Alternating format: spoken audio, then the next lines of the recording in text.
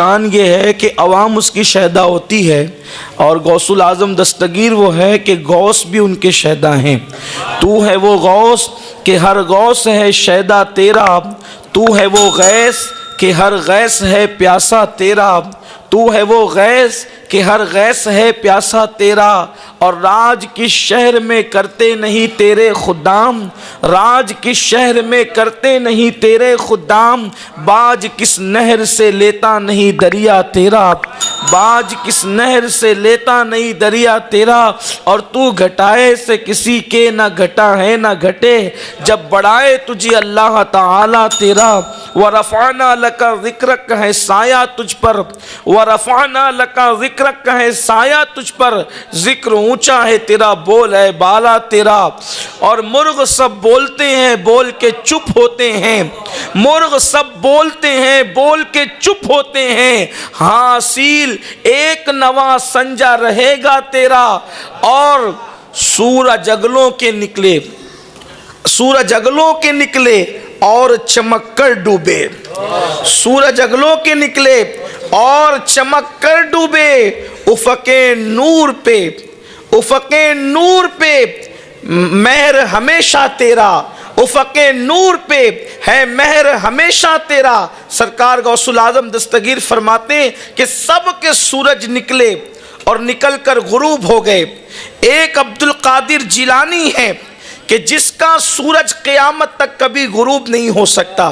سرکار غوث العظم دستگیر پیران پیر رضی اللہ تعالیٰ نے ارشاد فرماتے ہیں کہ میں وہ ہوں کہ جب تک میں کسی کو اجازت نہیں دیتا اس وقت تک اس کی زبان پر میرا نام نہیں آتا، جب میں چاہتا ہوں تب لوگوں کی زبان پر میرا نام آتا ہے۔ آپ اندازہ کریں اگر آج ہم ذکر غوث العظم کرنے بیٹھے ہیں تو اس کا مطلب میری اور آپ کی مرضی نہیں ہے بلکہ بغداد کے دولہ کی مرضی ہے۔ فرماتے جب میں چاہتا ہوں تو لوگوں کی زبان پہ میرا نام آتا ہے، اور جب میرا نام لوگوں کی زبان پر آتا ہے تو پھر اللہ ان سے مصیبتوں کو دور فرما دیتا ہے۔ فرماتے مصیبت میں میرا نام لیا کرو، میں ضمانت دیتا ہوں کہ جس نے مصیبت میں میرا نام لیا اللہ اس کی مصیبتوں کو دور فرما دیتا ہے۔ سرکار غوث العظم دستگیر کی شان یہ ہے، میں غوث پاک کی شان کیا بیان کروں، غوث پاک کی شان یہ ہے اللہ اکبر کہ حضور رحمت عالم رحمت للعالمین صلی اللہ علیہ وآلہ وسلم نے خود غوث پاک کی شان بیان فرمائے۔ حضور غوث العظم دستگیر کی شان مصطفیٰ جان رحمت صلی اللہ علیہ وآلہ وسلم نے خود بیان فرمائی۔ سیرت غوث اعظم کے صفحہ 11 پر یہ روایت موجود ہے کہ ایک مرتبہ اللہ کے رسول علیہ الصلاۃ والتسلیم حجرہ فاطمہ میں تشریف لائے۔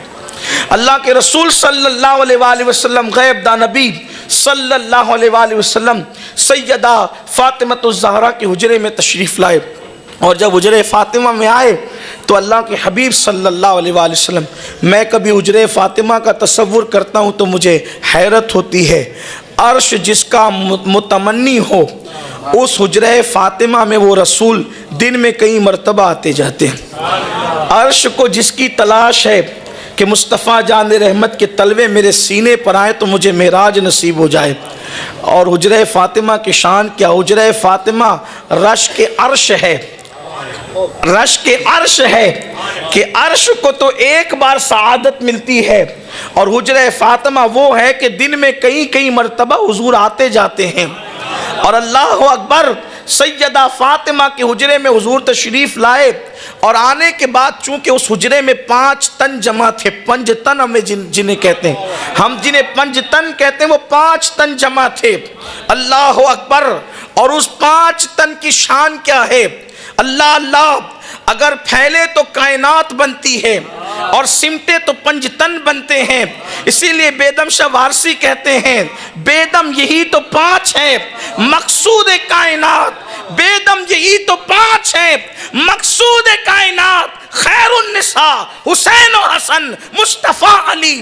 حضور حجرہ فاطمہ میں آئے، مولا کائنات ہیں سیدہ فاطمہ ہیں، حسن مجتبی ہے، حسین پاک ہیں اور خود رسول اللہ ہیں، پنج تن پاک حجرے میں جمع ہیں۔ سرکار امام حسن کو اٹھاتے ہیں، اٹھا کر لبوں کو چومتے ہیں، کبھی پیشانیوں کو چومتے ہیں، کبھی آنکھوں کو چومتے ہیں، کبھی سینے سے لگاتے ہیں۔ حالانکہ حضور کا یہ معمول نہیں تھا، جب بھی حضور حجرے میں آتے تھے تو پہلے امام حسین کو لیتے تھے اور ان کو چومتے تھے۔ چھوٹے شہزادے کا خیال زیادہ تھا، بلکہ یہاں تک فرمایا فاطمہ حسین کو رلایا مت کرو، وہ روتا ہے تو میرا دل دکھتا ہے۔ اللہ اکبر۔ لیکن آج معمول کے خلاف سرکار نے امام حسن کو اٹھایا، امام حسین ٹک ٹکی باندھ کے دیکھتے رہے۔ ماں آخر ماں ہوتی ہے، ماں کا کلیجہ منہ کو آنے لگا۔ میرا چھوٹا لال جو ہے وہ ٹک ٹکی باندھ کر نانا کو دیکھتا ہے،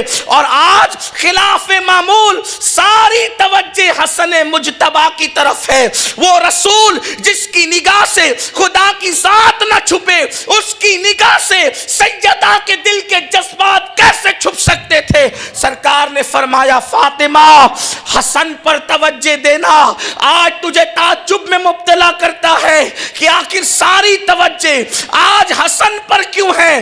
فرماتے وجہ یہ ہے کہ جبریل آئے تھے اور بتا گئے کہ حسین وہ ہیں جن کی اولاد میں ائمہ اور امام پیدا ہوں گے، یعنی امام زین العابدین حسین پاک کی اولاد میں، امام باقر حسین پاک کی اولاد میں، جعفر صادق حسین پاک کی اولاد میں، موسیٰ کاظم حسین پاک کی اولاد میں، امام علی رضا حسین پاک کی اولاد میں، جناب تقی نقی حسن عسکری حسین پاک کی اولاد میں، ائمہ حسین کی اولاد میں پیدا ہوں گے۔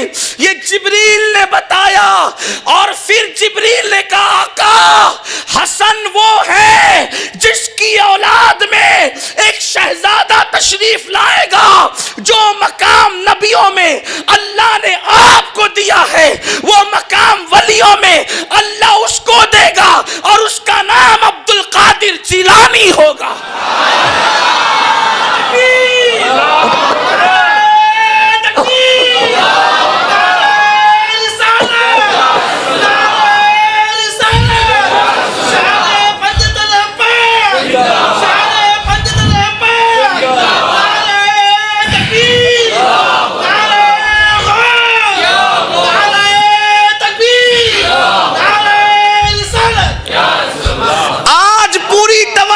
حسن پر اس لیے ہے کہ حسن کی اولاد میں ولیوں کا ولی پیدا ہوگا، ولی الاولیاء پیدا ہوگا۔ شیخ عبد القادر جیلانی کی ولادت حسن کے ذریعے سے ہوگی۔ آپ اندازہ کریں جس کی آمد سے 500 سال پہلے حضور حجرہ فاطمہ میں جس کا ذکر کرے وہ ہمارے پیر غوث پاک ہے۔ ہم قادریوں کو اللہ نے کیسا نصیب دیا کہ ولی دیا تو ولیوں کا ولی دیا۔ اور یہ بات میں آپ سے آج کہنا چاہتا ہوں، مصیبتوں سے بچنا ہے تو قادری بنو۔ شان قادریت بہت بڑی چیز ہے، لوگوں کو نہیں پتا کہ ولیوں سے وابستہ ہونے کی برکت کیا ہے۔ ولیوں سے وابستہ ہونے کی برکت یہ ہے کہ مصیبتوں سے چھٹکارا، مگر کوئی وابستہ ہو کر دیکھے۔ ہم نے تو غوث پاک کو بس اتنی حد تک جانا کہ بیٹا نہیں ہے تو بیٹا ملے اور روزی نہیں تو روزی ملے، اس سے آگے بڑھ کر ہم نے کبھی غوث پاک کو پڑھنے کی کوشش ہی نہیں کی، اس سے آگے بڑھ کے ہم نے کبھی غوث پاک کو سمجھنے کی کوشش ہی نہیں کی۔ اور کوئی سمجھ بھی کیا سکتا ہے؟ غوث پاک فرماتے ہیں مجھے کسی کے برابر نہ سمجھنا اور کسی کو میرے برابر مت سمجھنا، انی عالم و مالا تعلمون کا راز بن کر کے آیا ہے عبد القادر جیلانی۔ فرماتے ہیں میں حیران ہوں، فرماتے ہیں کہ عالم و مالا تعلمون کے راز کا نام عبد القادر جیلانی ہے۔ تو جب یہ شان عبد القادر جیلانی غوث پاک کی ہے تو ان کے نانا مصطفیٰ جان رحمت کی شان کا حال کیا ہو؟ سرکار غوث العظم دستگیر کی یہ شان ہے۔ غوث پاک فرماتے ہیں کہ میں عالم و مالا تعلمون کا راز ہوں۔ غور فرمائیں، اس کی تشریح بھی کوئی کر سکتا ہے، اور غوث پاک رضی اللہ عنہ کی شان کون بیان کرے؟ اعلیٰ حضرت جیسا جب ان کی شان بیان کرتے ہیں تو یوں بیان کرتا ہے، کہتے ہیں کہ ہزاروں تابعی سے تو فضوتر، یہ طبقہ مجملاً فاضل ہے یا غوث۔ مطلع کی ابتدا یوں ہوتی ہے جو تیرا طفل ہے، بچہ ہے، کامل ہے یا غوث. یہ ہے غوثیت معاف سے عقیدت. جو تیرے گھر میں جو پہلے دن کا چند سیکنڈ کا پیدا ہوا بچہ ہے، جو تیرا طفل کہتے ہیں بچے کو، جو تیرا طفل ہے کامل ہے یا غوث. اوروں کو رات بھر مصلی پر گزارنے سے وہ مرتبے نہیں ملتے جو غوث پاک کے گھر میں پیدا ہونے والا بچہ مرتبہ لے کر آتا ہے. جو تیرا طفل ہے، جو تیرا طفل ہے کامل ہے یا غوث. اور طفیلی کا لقب واصل ہے یا غوث. طفیلی کا لقب واصل ہے یا غوث. اور تصوف تیرے مکتب کا سبق ہے. وہ تصوف جس پہ لوگ ناز کرتے کہتے تیرے مکتب کا سبق ہے. تصوف تیرے دارالعلوم میں لوگ تصوف نہیں پڑھ پاتے کہتے تصوف تیرے مکتب کا سبق ہے. مکتب اسے کہتے ہیں جہاں پہلے دوسرے دن کی ابتدائی تعلیم دی جاتی. تصوف تیرے مکتب کا سبق ہے. تیرا ذاکر ہے جو شاغل ہے یا غوث. جو آپ کا ذکر کرتا ہے وہ آپ کا ذکر نہیں کرتا، وہ اللہ کے ذکر میں مصروف رہتا ہے. تیرا ذاکر جو ہے شاغل ہے یا غوث. اور کہتے ہیں ہزاروں تابعی سے تو فضوتر، یہ طبقہ مجملاً فاضل ہے یا غوث. اور کہتے ہیں وہ کیا جانے گا فضل مرتضیٰ کو، وہ کیا جانے گا، وہ کیا جانے گا فضل مرتضیٰ کو. جو تیرے فضل سے عاطل ہے یا غوث، جو تیرے فضل سے عاطل ہے یا غوث. اور کہتے رضا کا خاتمہ بالخیر ہوگا تیری رحمت اگر شامل ہے یا غوث. تو غوث پاک سے وابستہ ہونا بڑی چیز ہے. غوث پاک فرماتے ہیں، شیخ عبدالحق محدث دہلوی نے لکھا ہے، غوث پاک فرماتے ہیں، ارشاد فرماتے ہیں کہ جو مجھ سے محبت کرنے لگے پھر اس کی عزت میری عزت ہو جاتی ہے اور میں اس کی عزت کا محافظ ہو جاتا ہوں. یعنی غوث پاک کے غلاموں سے کبھی عزت چھینی نہیں جا سکتی. فرماتے ہیں کہ اس کی عزت میری عزت ہو جاتی ہے اور میں اس کی عزت کا محافظ بن جاتا ہوں. اللہ اکبر. سرکار غوث العظم دستگیر فرماتے جو میرا ہو جاتا ہے اس کو ٹھوکر لگتی ہے اور وہ گرنے والا ہوتا ہے تو میں ہاتھ پکڑ کر اس کو بچا لیا کرتا ہوں. فرماتے ہیں کہ جو میرا ہو جاتا ہے پھر میں اس کو گمراہ بھی ہونے نہیں دیتا. فرماتے ہیں کہ محمد حسین ابن منصور حلاج کے دور میں میں نہیں تھا، اگر میں ہوتا تو پھر ان کو بچا لیتا. یعنی میں ان سے اس طریقے کی کوئی بات ہونے نہیں دیتا، ان کو سہارا دے کر کے بچا لیتا. اس وقت میں نہیں تھا اس لیے ایسا ہوا، اگر میں ہوتا تو انہیں بچا لیتا. غوث پاک رضی اللہ تعالیٰ کے سلسلے میں جو صرف بیعت ہو جائے اس کے بال کو غوث پاک منور کر دیتے ہیں. لیکن بات صرف بیعت ہونے کی ہے. لوگ آج کل تو کپڑا پکڑ کے کہتے ہیں کہ ہم نے اپنا ہاتھ غوث پاک کے ہاتھ میں دیا، لیکن یہ صرف رسومات کی طرف لوگ آج پھنس گئے ہیں. حقیقت میں بیعت ہوتا کون ہے؟ غوث پاک کی بیعت بے نمازی رہنے نہیں دیتی. غوث پاک کی بیعت دلوں میں کینہ رہنے نہیں دیتی. غوث پاک کی بیعت زبانوں سے غیبت ہونے نہیں دیتی. غوث پاک کی بیعت زنا سے بچا لیتی ہے. غوث پاک کی بیعت گناہ کبیرہ سے بچا لیتی ہے. ہم نے بیعت کو رسموں پر چھوڑ دیا ہے، حقیقت کی طرف آنے کو تیار کون ہے؟ ورنہ جو حقیقت میں مرید ہو غوث پاک کے مرید صرف وہ مرید نہیں ہے جو غوث پاک کے سلسلے والے ہیں. جو ان سے محبت کرے سب غوث پاک کے مرید ہیں. اس لیے کہ کوئی سلسلہ ایسا نہیں ہے جہاں غوث پاک کی برکت نہ ہو. امام کہتے ہیں مزرعے چشت بخارا وہ عراق و اجمیر. مزرعے چشت بخارا وہ عراق و اجمیر، کون سی کشت پہ برسا نہیں جھالا تیرا. اور کس نے غوث پاک کی شان بیان نہیں کی؟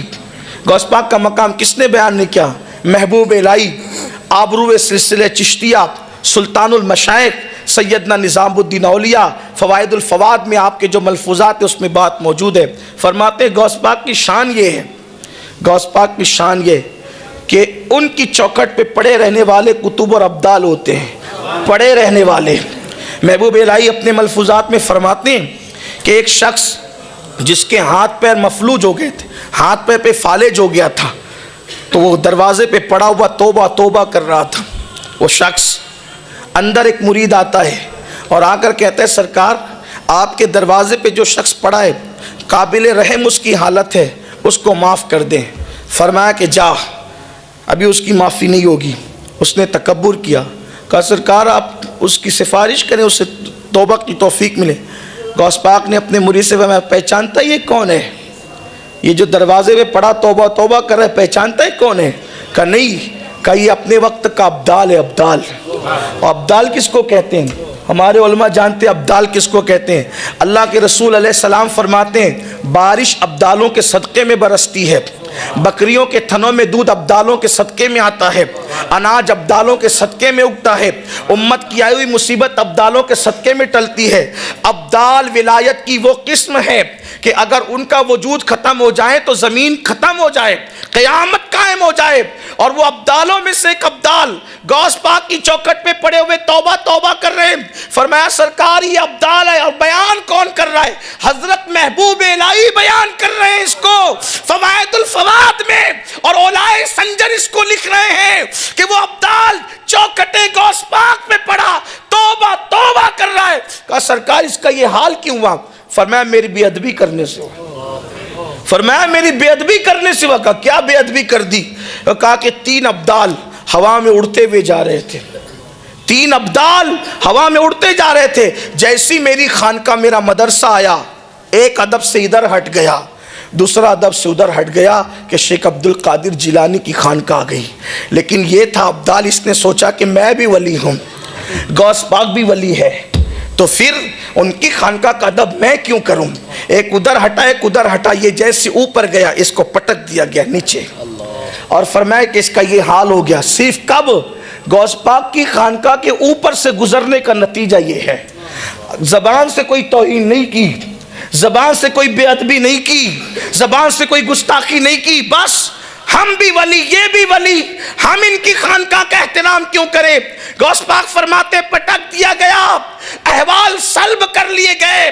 ولایت دینا بھی غوث پاک کے ہاتھ میں ہے، اور دینے کا مقام تو اپنی جگہ ہے۔ فرماتے دینا بھی میرے اختیار میں ہے، اور مجھے سلب الاحوال کی منزل ملی ہے، یعنی ولایت دیتا بھی ہوں اور جس کی چاہتا ہے چھین بھی لیتا ہوں۔ حضور غوث العظم دستگیر نے فرمایا، مجدد الفسانی شیخ احمد سریندی فرماتے ہیں کہ کوئی ولی جو تقدیر نہیں بدل سکتا، تقدیر کی مختلف قسمیں ہیں، اس کی طرف نہیں جاتا۔ بعض نے 5 کا، بعض نے 3 کا، کچھ لوگ ایک ہی مانتے ہیں، لیکن میں علماء کے تصریحات کی طرف جائے بغیر کہتا ہوں تقدیر کسے کہتے ہیں؟ قرآن کہتا ہے لا تبدیل لکلمات اللہ، اللہ کے کلمات بدلتے نہیں، لیکن جو محبوب ہوتے ہیں ان کی شانیں کیا ہوتی ہے۔ میں اس وقت تقدیر کی تشریح نہیں کرتا، لیکن اتنا ضرور کہتا ہوں خدا کے امر کا نام تقدیر ہے، اور غوث پاک کہتے ہیں مجدد الفسانی نے لکھا اس کو بدلنے کا اختیار اللہ تبارک و تعالیٰ نے غوث العظم دستگیر کو عطا فرمایا۔ بات دور نہ نکلے، اپنی گفتگو کو اختتام کی سمیٹتے ہوئے آگے بڑھتے ہیں کہ غوث پاک کے سلسلے میں جو مرید ہو جائے، قادری ہو جائے، اس کے بال بال کو غوث پاک منور کر دیتے ہیں۔ قادریوں کی شان بڑی عظیم ہے۔ فرمایا مرنے نہیں دیتا اپنے مرید کو جب تک میرا مرید توبہ نہ کرے، اور فرماتے ہیں سلطان باہو نے لکھا اس کو، سلطان باہو لکھتے ہیں غوث پاک کے مرید پہ جو ظلم کرے غوث پاک اس کی 7 پشتوں کو تباہ کر دیتے ہیں۔ لوگ کیا سمجھتے ہیں؟ سرکار غوث العظم دستگیر کی شان لوگوں کو کیا پتہ ہے؟ سلطان باہو جیسا ولی کہتے ہیں 7 پشتوں کو، کس کو ستانے پر؟ مرید کو ستانے پر۔ جس کے مرید کو ستانے پر یہ حال ہے، ان کی آل کو ستانے کا انجام کیا ہوگا؟ اور ان کے آل کی ستانے کے انجام کی لوگوں کو اطلاع نہیں ہے تو ان کے آباء و اجداد کو ستا کر ان کا دل دکھانے کا انجام کیا ہوگا؟ لوگوں پر مصیبتیں یوں ہی نہیں آتی۔ سرکار غوث پاک فرماتے ہیں مریدی لا تخف واشن فانی، مریدی لا تخف واشن فانی عزوم قاتل عند القتال۔ سرکار غوث پاک کی شان تو بہت بڑی ہے۔ مجھے ایک بات یاد آ رہی ہے، 2 باتیں عرض کروں گا اور شاید وقت مکمل ہو جائے گا۔ غوث پاک بہت بڑے ہیں، ان کی شان کا تو کوئی اندازہ ہی نہیں، لیکن ان کی چوکھٹ پر صرف بیٹھ جانے والوں کی کیا شانیں ہیں۔ ان کی چوکھٹ پہ جو بیٹھ جائے ان کی شان کیا ہے۔ ایک مرتبہ کا واقعہ ہے کہ غوث پاک کے یہاں 40 سال تک شیخ محمد نام کے ایک شخص تھے، کوئی پڑھے لکھے نہیں تھے۔ شیخ محمد نام کے ایک شخص تھے، پڑھے لکھے نہیں تھے، خانقاہ میں لوگ بہت کثرت سے آتے تھے۔ تو ایک صاحب تھے جو جوتے سنبھالتے تھے، اور یہ شیخ محمد نام کے صاحب لوٹے میں پانی بھر کر لوگوں کو لوٹے سے وضو کراتے تھے۔ 40 سال تک یہ خدمت انجام دی، لوگوں کو لوٹے سے وضو کرانا۔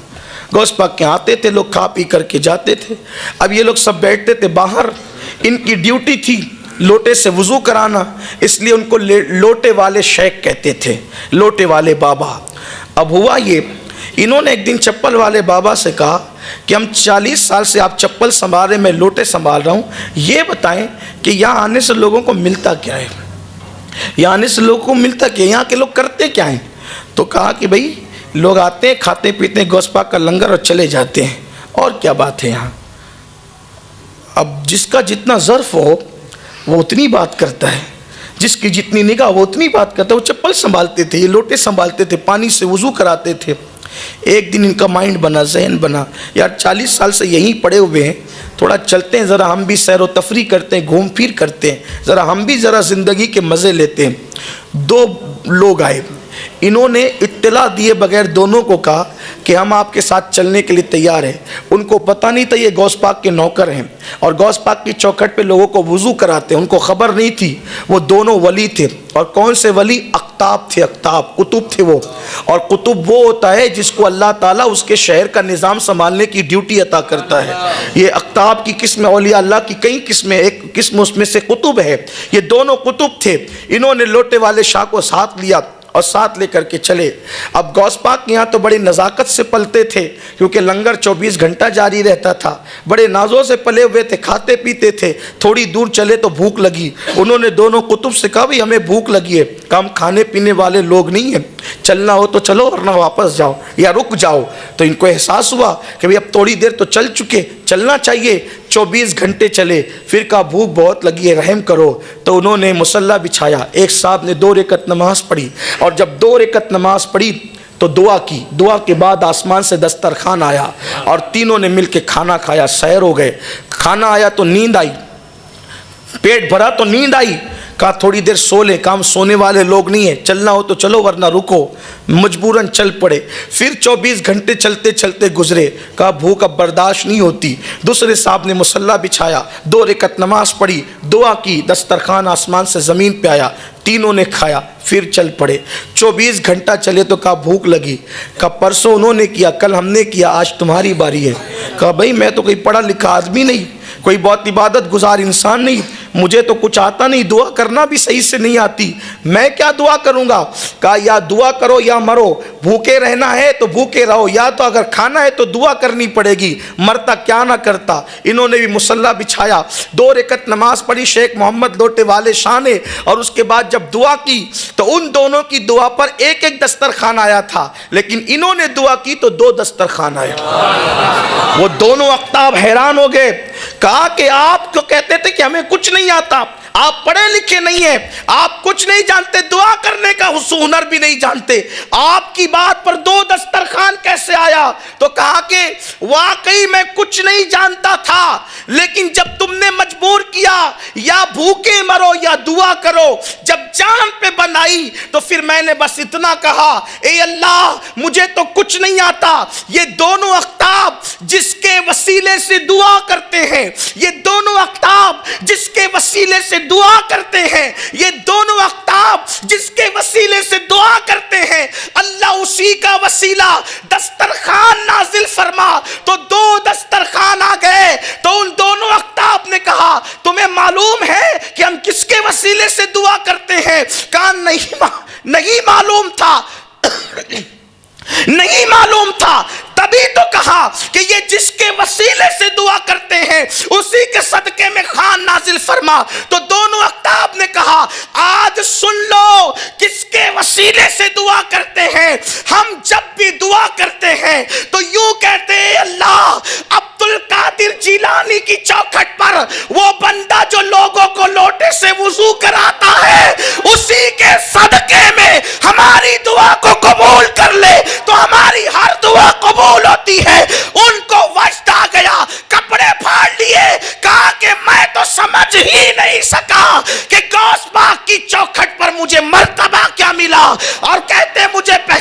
ہو میں کون ہوں میں؟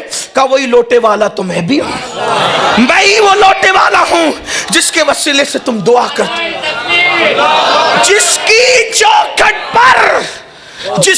چوکھٹ پر بے ہنر بیٹھیں تو قطب ان کے وسیلے سے دعا کریں، جس کی چوکھٹ کے بے ہنروں کی یہ شان ہے تو عبدالقادر جیلانی کی شان کا عالم کیا ہو؟ غوث پاک کی شان کیا ہوگی؟